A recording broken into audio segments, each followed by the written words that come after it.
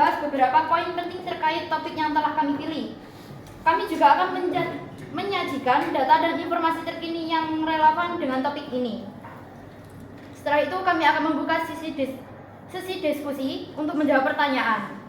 Tanpa berlama-lama, marilah kita mulai presentasi ini dengan bacaan basmalah. Bismillahirrahmanirrahim. Dan lanjut dibacakan materi yang pertama tentang sumber hukum Islam.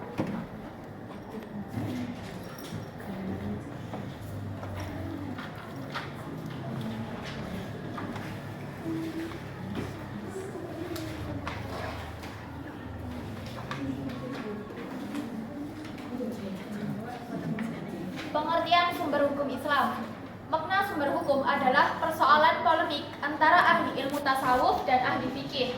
Ahli tasawuf berpendapat bahwa sumber hukum secara hakiki adalah Allah, sementara ahli fikih berpendapat bahwa sumber hukum itu adalah Al-Quran sebagai dalil hukum. Senada dengan pikiran tersebut, Zaid Mubarak menegaskan bahwa sumber hukum Islam yang hakiki adalah Allah. Al-Quran bukan sumber hukum, tetapi dalil hukum. Pendapat ini saya ungkapkan karena saya khawatir kalau Al-Quran dijadikan sumber hukum akan melahirkan kecenderungannya pengabaian terhadap eksistensi Allah. Pandangan ini sebenarnya lebih bersifat teologis. Dengan demikian, terdapat 3 tema yang berhubungan dengan Al-Quran sebagai sumber hukum.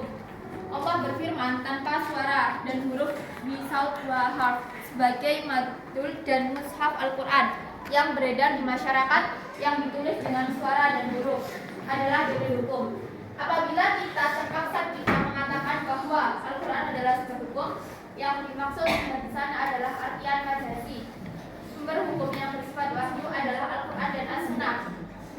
Sedangkan hukum bersifat ijtihadi di antaranya adalah ijma', qiyas, istihsan, masalah, mursalah dan lainnya. Wahyu adalah sumber utama. Menurut Al-Ghazali, maksud